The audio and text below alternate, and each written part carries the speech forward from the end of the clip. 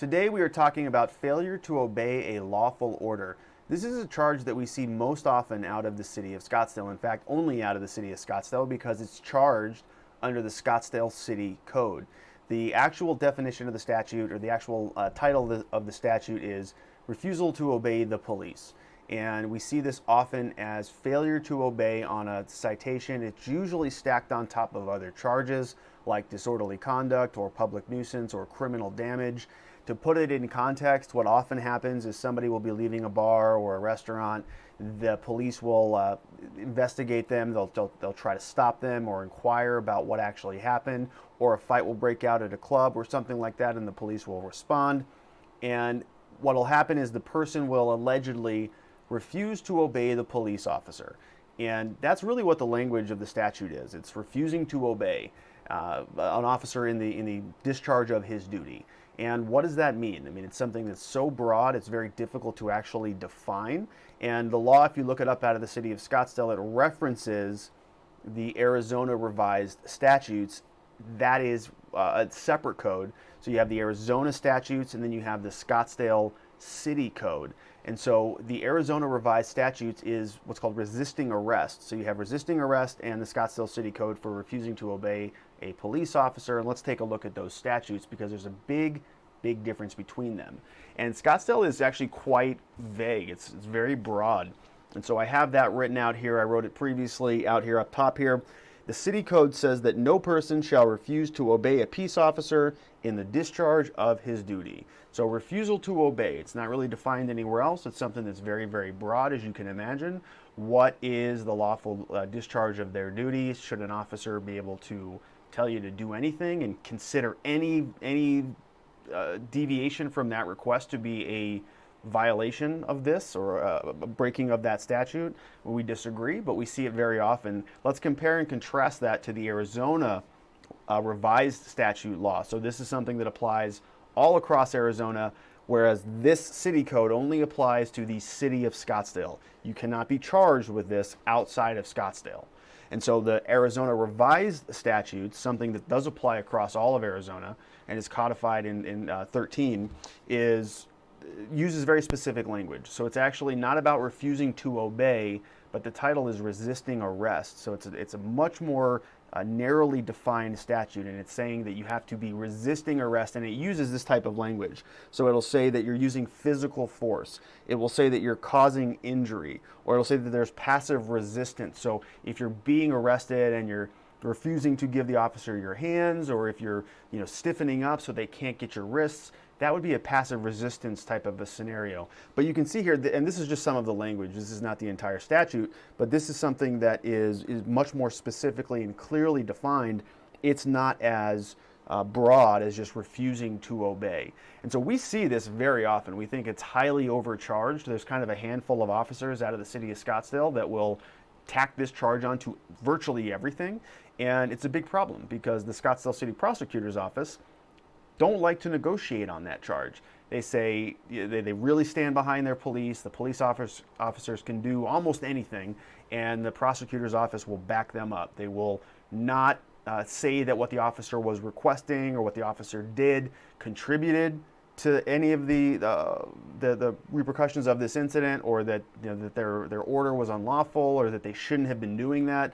They'll just say if an officer put it on the ticket, put it on the citation, and made the arrest for it, you have to plead guilty to it regardless of what happened. And so we think it's essentially absurd that this happens all the time.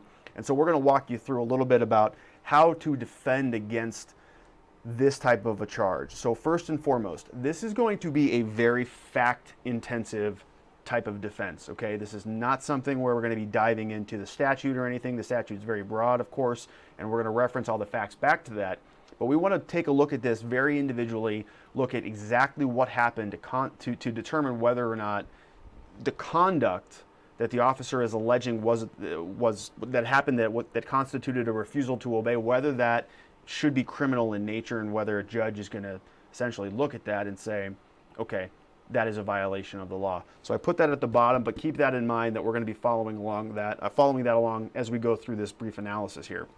So first and foremost, most of the time we see this charge happen in Old Town, it's after somebody was at a bar, it's after a restaurant, or it's at a club, people are dancing, an altercation breaks out, something happens, and there's an incident and the police show up. Now, in our experience, the police don't really look into the facts as these things are unfolding. They just arrest everybody up. They round them up, they take them down to the station, they book them, and then they figure they'll just let the court deal with them later.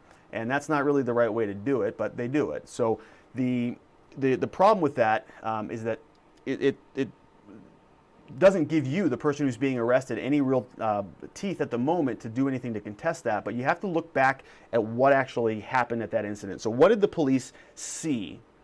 And this OBC stands for on-body camera. What did the police see in their camera? And so a lot of these guys, as I said, it happens in Old Town a lot of them will have the body cams on their chest or it's tied into their glasses, and so a lot of this stuff is being recorded. And you're going to want to get that. So you want to get that at the very beginning. It's not something that you want to wait for. Make sure that when you go through the discovery phase of your case, when you're getting police reports and officers' notes and all of these things, you make a very, very clear request.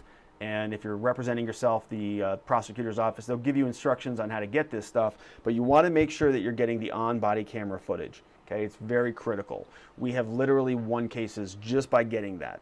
Okay, it's something that's very, very important. The other thing that you're going to want to do is you're going to want to start looking at witnesses. Who was around? Were you with a group of friends? Were you alone? Were these people, were there other people standing by? Did you happen to get their information? Did anybody contact you? Who saw all of this happen? Because I can almost guarantee you every single case that we see, the officer is going to write one version of events, and it's very rare that that version of events actually matches reality. It just doesn't happen often. There's almost always exaggerations. It's almost always fibbed a little bit, or it's reframed from the officer's perspective. Their job is to get a conviction, but when you actually look at what happened and you get witness statements and you review the on-body camera footage, they don't match up. And that's a big problem. The other thing that you want to know is whether or not you, the person who was arrested, is capable, is willing to give direct testimony. This is something that would happen at a trial.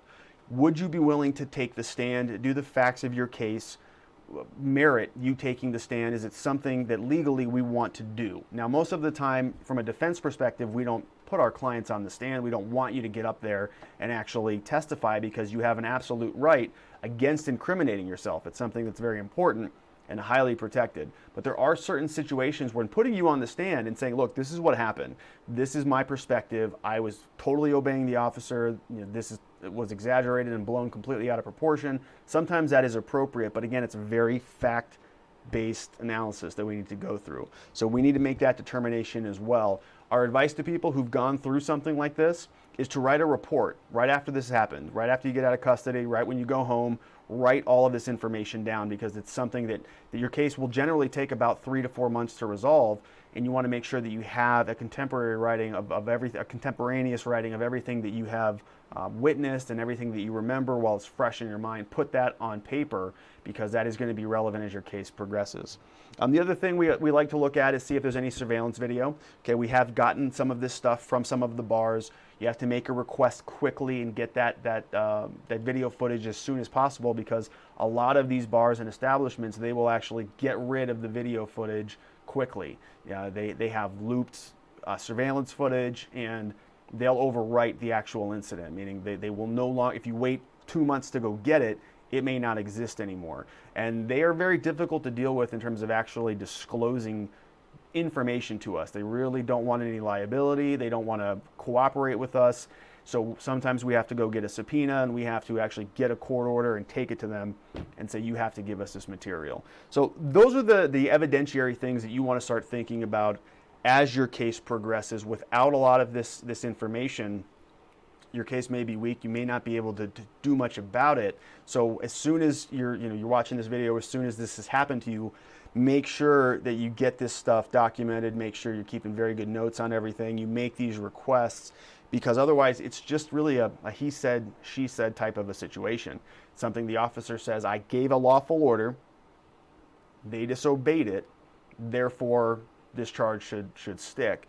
And he said, one-to-one kind of he said, she said statement doesn't generally work out in your favor, particularly out of Scottsdale. So you want to make sure that you're getting all of this stuff Make sure that you're very unequivocal about it.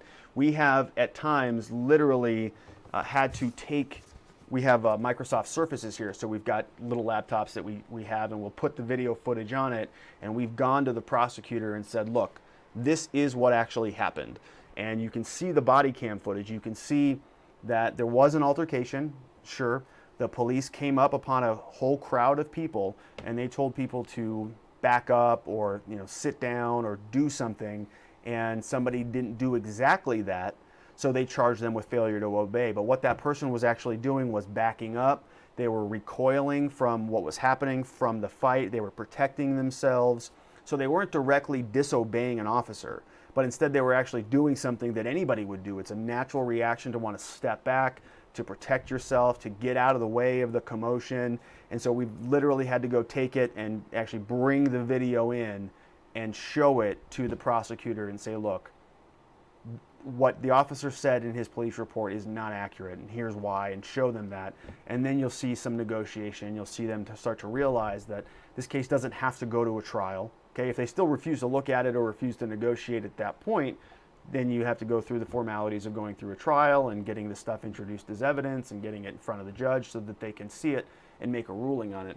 But it's very important, so don't forget to go through that list, make sure that all that evidence is being documented, recorded. That is going to set you up for the best amount of success if you have been charged with failure to obey out of the city of Scottsdale. If you need some help on that, if you want to talk to us or see what our strategies are relative to your specific case, the facts of what actually happened to you, give us a call. We offer free case evaluations. Happy to sit down with you myself or with a member of my team. Make sure you have a very good plan for moving forward. Thanks for watching.